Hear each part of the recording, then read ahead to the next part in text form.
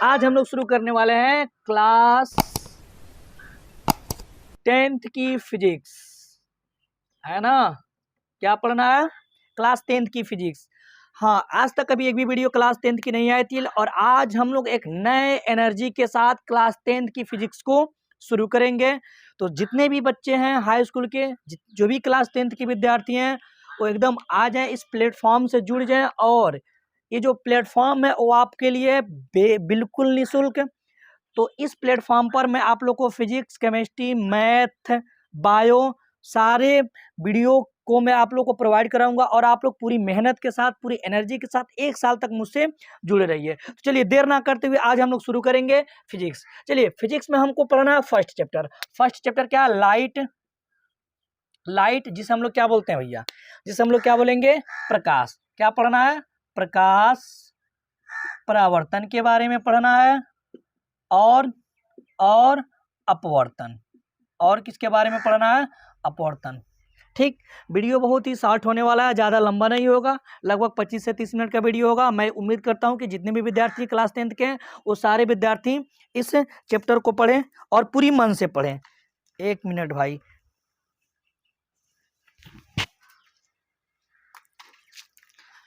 तो चलिए शुरू करते हैं हम लोग प्रकाश से।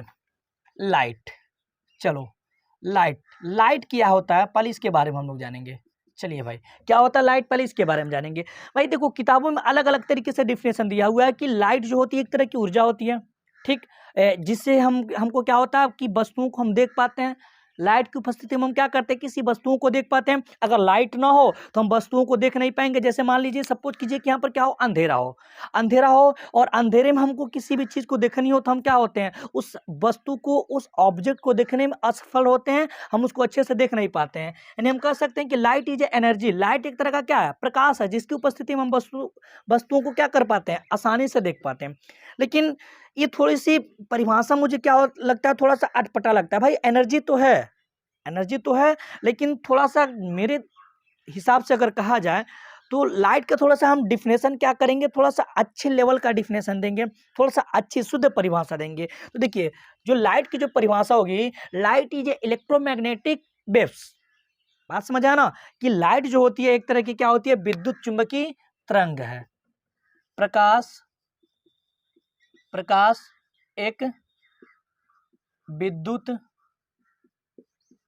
चुंबकीय तरंग होता है। तरंग होता है, हाँ भैया। प्रकाश क्या होता है? अगर प्रकाश का डिफिनेशन अगर कोई पूछे तो आज के बाद आप लोग प्रकाश का डिफिनेशन क्या बताओगे? कि प्रकाश एक विद्युत चुंबकीय तरंग होती है। अब थोड़ा सा आप लोग जानेंगे कि विद्युत चुंबकीय तरंग है क्या।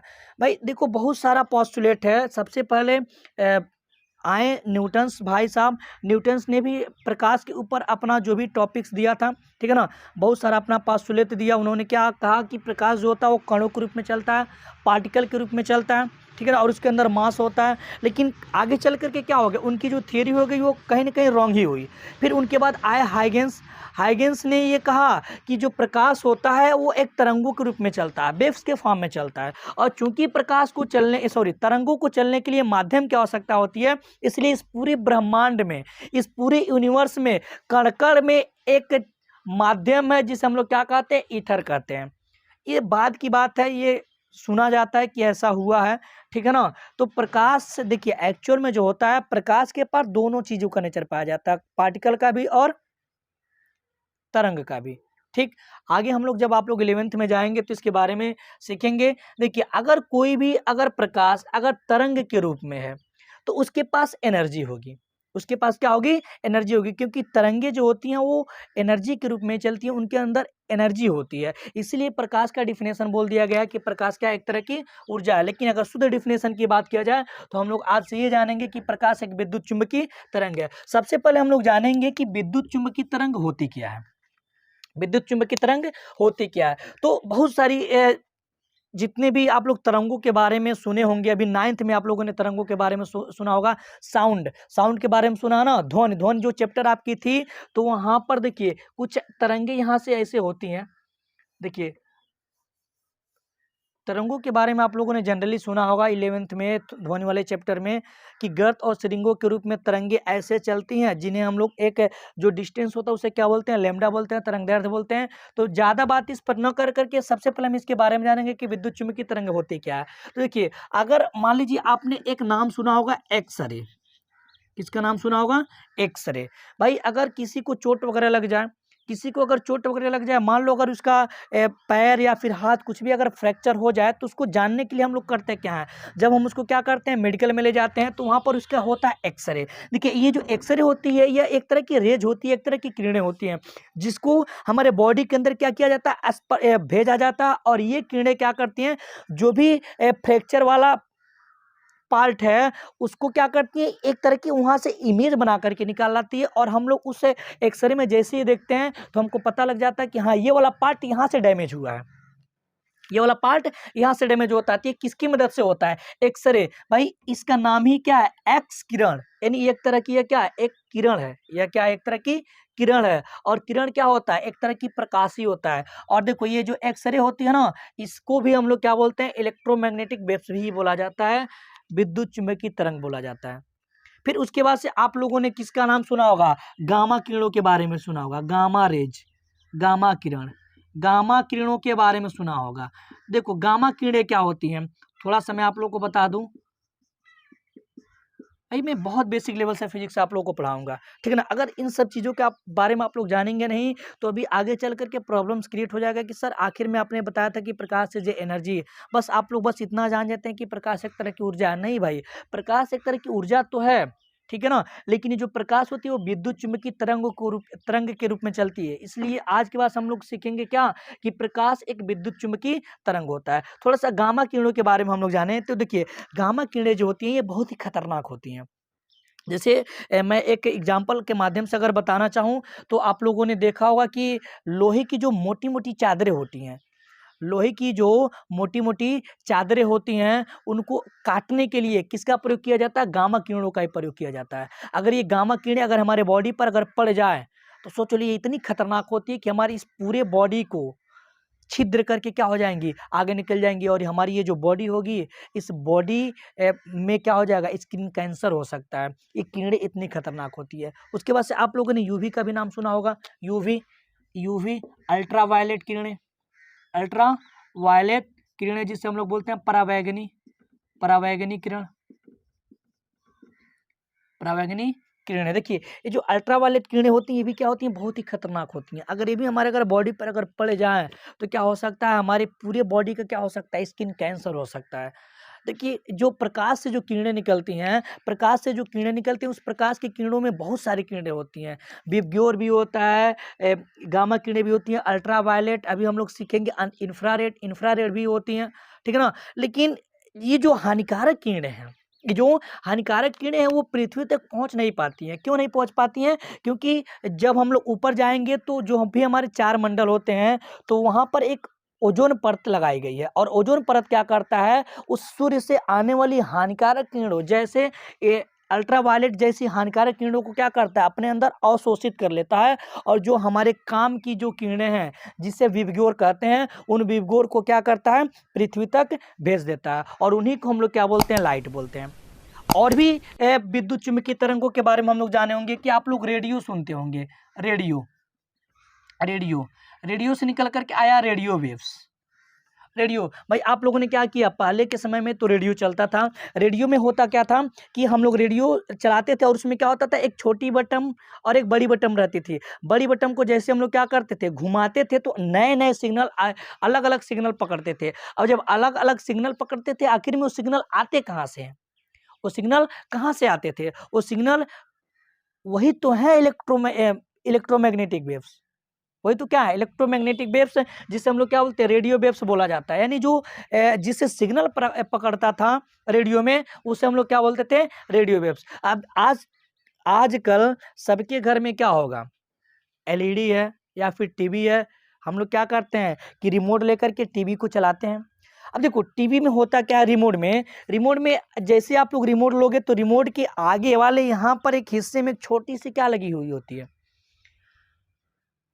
क्या लगी रहती है, छोटी सी एक बल्ब जैसी लगी रहती है, और जैसे हम लोग क्या करते हैं, रिमोट के बटन को दबाते हैं, वैसे चैनल क्या हो जाता है, चेंज हो जाता है। भाई जादू तो कोई हुआ नहीं, क्यों चेंज हुआ?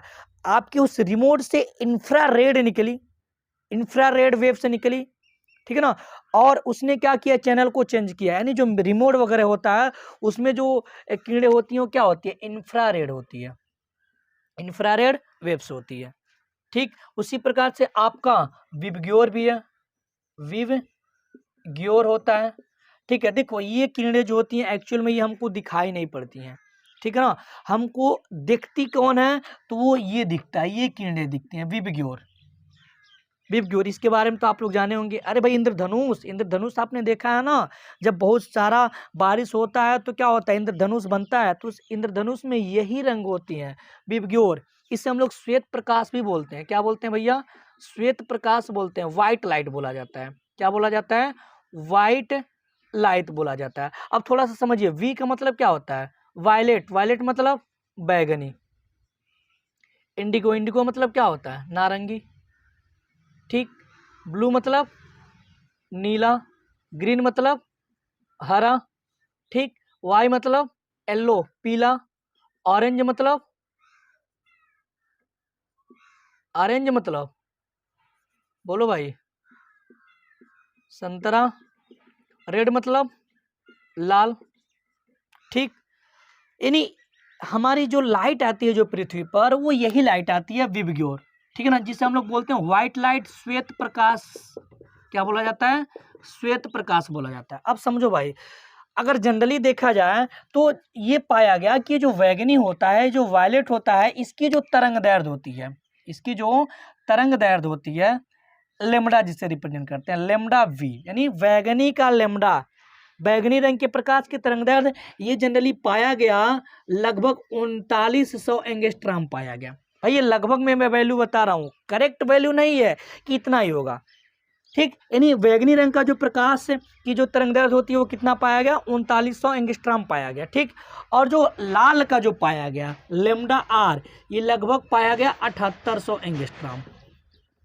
लगभग की वैल्यू है, देखो यहाँ पर मैं ऐसे बना रहा हूँ, लगभग में ये वैल्यू है, एग्जैक्ट उतना नहीं होगा। यानी लगभग में बैगनी का जो तरंगदैर्ध्य पाया गया वो कितना पाया गया, 3900 एंगस्ट्रॉम, और लेमडा आर यानी लाल रंग के तरंगदैर्ध्य का जो प्रकाश पाया गया वो कितना पाया गया, 7800 एंगस्ट्रॉम पाया गया।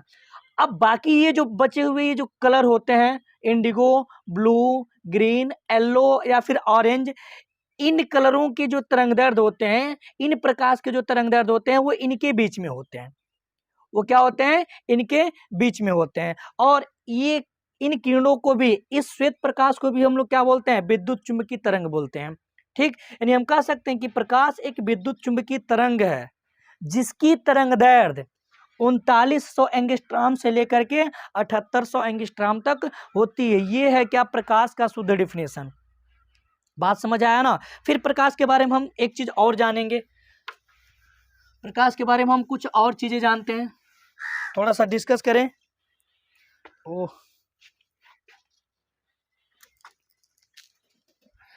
हाँ भाई, प्रकाश के बारे में हम कुछ और चीजें अगर जाने तो समझेंगे, ध्यान से समझो। प्रकाश जो होता है भैया, समझो, प्रकाश जो होता है, प्रकाश जो होता है वो सीधी रेखा में गति करता है। कैसे चलता है, सीधी रेखा में गति करता है। हाँ, प्रकाश, प्रकाश हमेशा क्या होता है, सीधी रेखा में गति करता है। Light always moves in a straight line path, ठीक है ना, प्रकाश हमेशा सीधी रेखा में गति करता है, ठीक। दूसरी चीज देखिए, ये जो प्रकाश के चलने का ये जो पथ होता है, इससे हम लोग बोलते हैं प्रकाश की किरण। क्या बोलते हैं, प्रकाश की किरण बोला जाता है। प्रकाश जिस पथ से होकर के एक सीधी रेखा में गति करता है, तो उस सीधे रास्ते को, उस सीधे पथ को हम लोग क्या बोलते हैं, प्रकाश की किरण बोलते हैं। अब एक चीज और बहुत इंपॉर्टेंट चीज, अगर ये प्रकाश की किरणें अगर क्या हो, अगर एक ही समूह में चले, यानी मान लिया जाए कि एक किरण ना हो, कई सारे किरण हो, 2 किरण हो, 3 किरण हो, 4 किरण हो, 5 किरण हो, अगर 4-5 किरणें क्या हो एक साथ चलें, तो उस प्रकार उन किरणों को हम लोग क्या बोलते हैं, प्रकाश पुंज बोलते हैं। यानी हम कह सकते हैं कि प्रकाश किरणों के समूह को, प्रकाश किरणों के समूह को, प्रकाश किरणों के समूह को प्रकाश पुंज कहते हैं। क्या कहते हैं? प्रकाश पुंज कहते हैं। प्रकाश किरणों के समूह को क्या बोलेंगे? प्रकाश पुंज बोलेंगे। अब देखो, प्रकाश पुंज 3 तरीके का हो सकता है। यदि सभी किरणें क्या हो जाए, किसी एक ही बिंदु पर जाकर के मिल जाए, सभी किरणें क्या हो जाए, किसी एक ही बिंदु पर जाकर के मिल जाए। देखो, ये गई, ये गई, ये यहाँ पर 4 किरणें क्या हो रही हैं, किसी एक ही बिंदु पर जाकर के मिल रही हैं। तो अगर सभी किरणें किसी एक ही बिंदु पर अगर जाकर के मिले तो इसे हम लोग बोलते हैं अभिसारी। इसे क्या बोलेंगे? अभिसारी प्रकाश पुंज। इसे क्या बोलेंगे भैया? अभिसारी प्रकाश पुंज बोलेंगे। अगर सभी किरणें किसी एक ही बिंदु से आए, अगर सभी किरणें क्या हो जाए, किसी एक ही बिंदु से आए, तो इस प्रकार के प्रकाश पुंज को हम लोग क्या बोलेंगे? अपसारी बोलेंगे। क्या बोलेंगे? अपसारी प्रकाश पुंज बोलेंगे। इसे क्या बोलेंगे? अपसारी प्रकाश पुंज बोलेंगे। और अगर यही किरणें क्या हो जाएं, परस्पर एक दूसरे के पैरेलल हो जाएं, तो इसे हम क्या बोलेंगे? समांतर प्रकाश पुंज बोलेंगे। क्या बोलेंगे? समांतर प्रकाश पुंज बोलेंगे। तो देखो, प्रकाश किरणें अगर समूह में चलें, तो समूह में अगर प्रकाश की किरणें चलेंगी तो इसे क्या बोलेंगे हम? प्रकाश पुंज। प्रकाश पुंज 3 प्रकार का होता है। कौन कौन सा? अभिसारी प्रकाश पुंज, अपसारी और समांतर। अभिसारी किससे बोलेंगे? यदि सभी किरणें किसी एक ही बिंदु पर मिल जाए तो उसे अभिसारी, एक ही बिंदु से आए तो अपसारी, और अगर सभी किरणें पैरेलल जाए तो उसे क्या बोलेंगे भैया? समांतर बोलेंगे। उसे क्या बोलेंगे साहब? समांतर बोलेंगे। फिर अगर प्रकाश के बारे में कुछ हम और जाने तो हम कह सकते हैं कि जो प्रकाश होता है, जो प्रकाश होता है, ठीक है ना, प्रकाश को चलने के लिए माध्यम की आवश्यकता नहीं होती है। प्रकाश को चलने के लिए माध्यम की आवश्यकता नहीं होती है। ठीक, प्रकाश को चलने के लिए माध्यम की आवश्यकता नहीं होती है। जैसे सपोज करो कि मान लिया जाए यहाँ पर एक क्या है, ये सूर्य है। ये क्या है? सूर्य से किरणें क्या होती हैं? निकलती हैं। और ये मान लिया जाए ये मेरी पृथ्वी है। अब सूर्य से ये जो किरणें निकली हैं प्रकाश, ठीक है ना, तो हमारे पृथ्वी पर पड़ती है। अब बताओ, पृथ्वी और सूर्य के बीच में कोई माध्यम रखा गया है? जल है या फिर कोई चीजें हैं, ठोस है, द्रव है, कुछ है? कुछ नहीं है।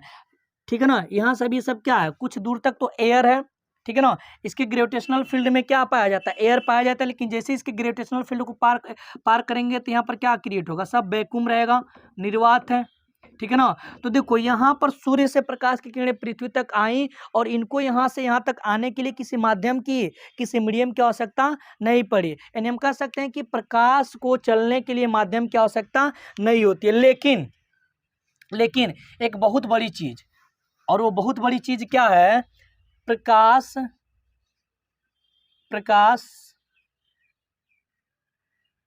का वेग, प्रकाश का वेग माध्यम पर डिपेंड करता है, माध्यम पर निर्भर करता है, निर्भर करता है। यानी हम कह सकते हैं कि प्रकाश जो होता है, प्रकाश को चलने के लिए माध्यम पर डिपेंड नहीं होना पड़ता है, लेकिन प्रकाश की जो वेलोसिटी होती है, प्रकाश की जो स्पीड होती है, वो माध्यम पर डिपेंड करती है। माध्यम क्या क्या हो सकता है? तो माध्यम सर हो सकता है या तो निर्वात हो, या तो निर्वात हो, या तो वायु हो, ठोस हो, द्रव हो, गैस हो। ठीक, यानी प्रकाश अगर किस में चल रहा है? वायु में चल रहा है या तो निर्वात में चल रहा है। निर्वात में चलेगा तो उसकी स्पीड कुछ और होगी, ठोस में चलेगा तो उसकी स्पीड कुछ और होगी, द्रव में जब चलेगा तो उसकी स्पीड कुछ और होगी, गैस में चलेगा तो उसकी स्पीड कुछ और होगी। और जनरली देखिए, निर्वात अथवा वायु में जो प्रकाश की स्पीड होती है, जिसको हम क्या करते हैं, सी से रिप्रेजेंट करते हैं, 3 × 10⁸ मीटर पर सेकेंड होता है। क्या होता है? 3 × 10⁸ मीटर पर सेकेंड होता है। किसमें? या तो निर्वात में बात किया जाए या तो वायु में। इसे हम लोग बोलते हैं speed of the light in the air or vacuums. यानी निर्वात में बात किया जाए या तो वायु में बात किया जाए तो प्रकाश की जो चाल होती है वो कितनी होती है?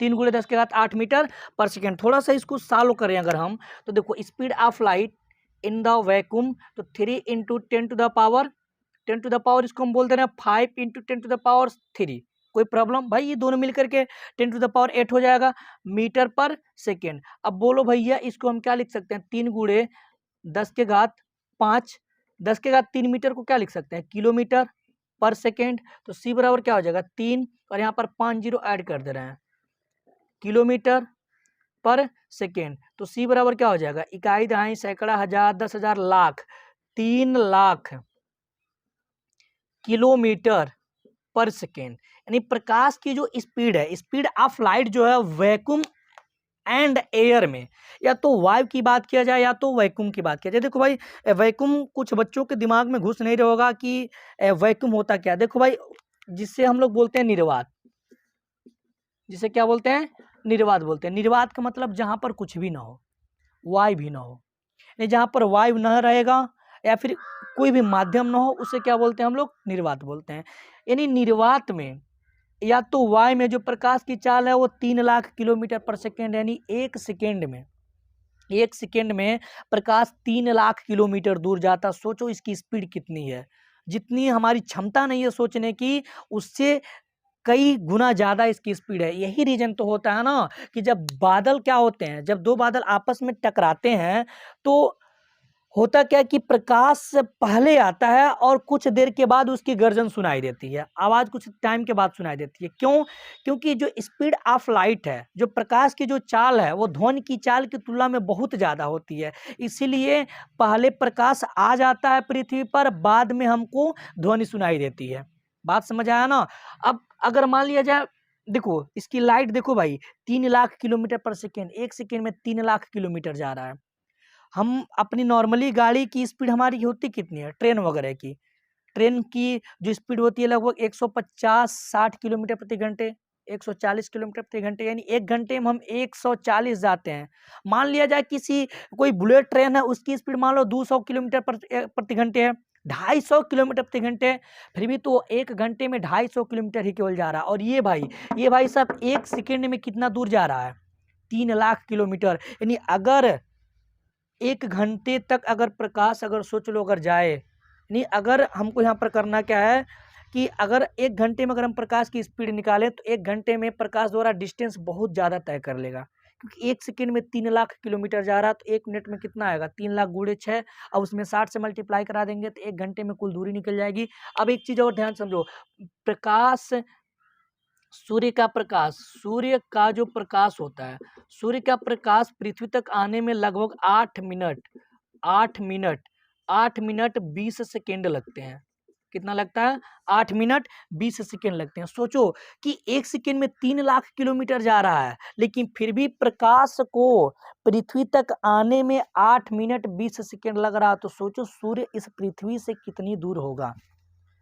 अगर ये सूर्य थोड़ा सा अगर समीप आ जाए तो हम लोग क्या हो जाएंगे? सब लोग हम लोग जल करके राख हो जाएंगे। उसके अंदर इतनी ज्यादा उष्मा है प्रकाश के सूर्य के अंदर। तो ये सब सारी चीजें होती हैं प्रकाश के अंदर। यानी प्रकाश क्या होता है? एक तरह का इलेक्ट्रोमैग्नेटिक वेव्स है, ठीक है, जिसकी तरंग दैर्ध्य 3900 एंगस्ट्रॉम से लेकर के 7800 एंगस्ट्रॉम तक होती है। फिर प्रकाश एक सीधी रेखा में गति करता है। यदि प्रकाश झुंडों के रूप में चले, समूह के रूप में चले, तो उसे प्रकाश पुंज कहते हैं। तीन तरह का होगा। पहला क्या होगा? अभिसारी, अपसारी और समांतर। फिर दूसरी चीज हमने ये देखा कि प्रकाश को चलने के लिए माध्यम पर डिपेंड नहीं होना पड़ता, लेकिन प्रकाश की वेलोसिटी को माध्यम पर डिपेंड होना पड़ता है, क्योंकि अलग अलग माध्यमों में प्रकाश की जो स्पीड होती है वो अलग अलग होती है। फिर दूसरी चीज, ये जो माध्यम होते हैं, मैंने अभी आपको जिक्र किया माध्यम, ये माध्यम 3 तरीके का हो सकता है, ठोस, द्रव, गैस। और जनरली अगर फिजिक्स की भाषा में देखा जाए तो इसे हम लोग बोलते हैं पारदर्शक, अपारदर्शक और पारभाषक। ठीक, पारदर्शक क्या होता है कि ऐसा माध्यम जिससे होकर के प्रकाश का मैक्सिमम भाग क्या हो जाए? आर पर चला जाए, उसे क्या बोलेंगे हम लोग? पारदर्शक। अपारदर्शक क्या होगा? जिससे प्रकाश आर पर जाए ही ना, उसे अपारदर्शक बोलेंगे। और पारभाषक क्या होगा? जिससे प्रकाश का कुछ आंशिक भाग ही आर पर जाता है, उसे हम लोग क्या बोलते हैं? अपारदर्शक बोलते हैं।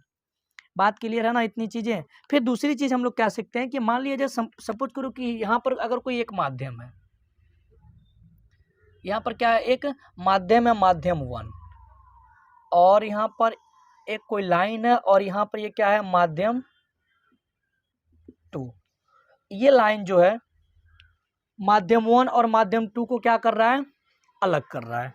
ठीक, यानी इनको पृथक कर रहा है, इसलिए इसको हम लोग क्या बोलेंगे, पृथक्कृत पृष्ठ, पृथक्कृत पृष्ठ बोलेंगे। यानी ऐसा सरफेस, ऐसा पृष्ठ, ऐसा पृष्ठ, ऐसा पृष्ठ जो दो माध्यमों को अलग करता है उसे क्या बोलते हैं हम लोग, पृथक्कृत पृष्ठ बोलते हैं। अब समझो भाई, अगर मान लिया जाए कि इस पृष्ठ पर, इस पृथककारी पृष्ठ पर कोई एक प्रकाश की किरण आया, ठीक है ना, एक आया और यहाँ पर ये आपतित हुआ। अब यहाँ पर घटना क्या क्या घट सकती है, ये कोई प्रकाश की लाइट है, ये कोई क्या है, कोई प्रकाश की किरण है। मान लो ये इस माध्यमों से आया, इस पृथककारी पृष्ठ पर आकर के आपतित हुआ। अब तीन घटना हो सकती है। घटना नंबर वन क्या है कि या तो ये प्रकाश माध्यम से गया है और माध्यम वन में ही इस पृथककारी पृष्ठ से टकरा करके क्या हो जाए, वापस लौट जाए। माध्यम वन केस फर्स्ट ये बन सकता है कि ये जो प्रकाश की किरण है ये माध्यम वन से आया, इस पर पड़ा और यहीं से क्या हो गया, वापस लौट जाए। तो इस घटना को हम लोग बोलेंगे परावर्तन। इससे क्या बोलेंगे, परावर्तन बोलेंगे। बात समझ आया? ठीक। अब दूसरी चीज, दूसरा केस क्या बन सकता है, दूसरा केस ये बन सकता है कि ये प्रकाश की किरण मान लो आया, ये प्रकाश की किरण आया, अब ये मान लो माध्यम वन में परावर्तित न हो करके माध्यम टू में प्रवेश कर जाए, कुछ ऐसे क्या हो जाए, कुछ ऐसे।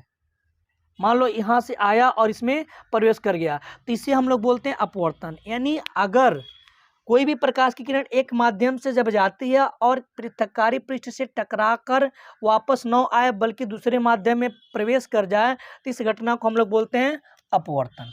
इसे क्या बोलेंगे, अपवर्तन। घबराओ मत, आगे हम लोग डिस्कस करेंगे कि रिफ्लेक्शन क्या होगा, रिफ्लेक्शन होगा। तीसरा कंडीशन क्या हो सकता है, तीसरा कंडीशन क्या होता है, तीसरा कंडीशन ये होता है कि प्रकाश की किरण आया, न तो टकरा करके वापस गया, न तो दूसरे माध्यम में गया, बल्कि ये जो पृथककारी पृष्ठ है इस प्रकाश को क्या कर ले, अपने अंदर अवशोषित कर ले। क्या कर ले, अवशोषित कर ले। तो अवशोषित भी हो सकता है। ठीक, तो ध्यान से समझो, अगर प्रकाश किरण एक माध्यम से आएगा किसी पृथककारी पृष्ठ पर, टकरा करके अगर पुनः वापस लौट गया तो इसे हम लोग बोलेंगे परावर्तन। आगे हम लोग डिस्कस करेंगे।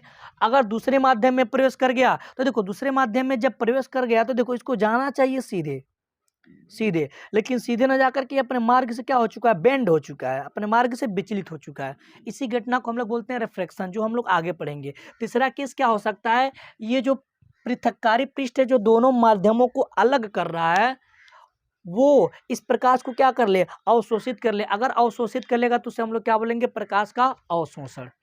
बात समझ आया ना? तो हम लोग का जो अगला टॉपिक होगा, हम लोग क्या पढ़ेंगे, परावर्तन के बारे में पढ़ेंगे। ठीक है ना, किसका, लाइट का, यानी रिफ्लेक्शन ऑफ लाइट, रिफ्रैक्शन के बारे में पढ़ेंगे और अवशोषण के बारे में पढ़ेंगे। तो आज की इस वीडियो में बस इतना ही। नेक्स्ट वीडियो की नोटिफिकेशन के लिए आप इस चैनल को सब्सक्राइब करें।